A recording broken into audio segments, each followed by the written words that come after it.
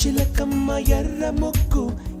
ముక్కులే పిల్లవాకు పూవై పూసిన ఎర్ర రోజా పూత గులాబీ పసిపాదం ఎర్రాని రూపం ఉడికే కోపం ఎర్రాని రూపం ఉడికే కోపం సంధ్యావర్ణ మంత్రాలు వింటే ఎర్రని పంట పాదమంటే కాంచనాల జిలుగు పచ్చ కొండ బంతి గోరంత పచ్చ పచ్చ పచ్చ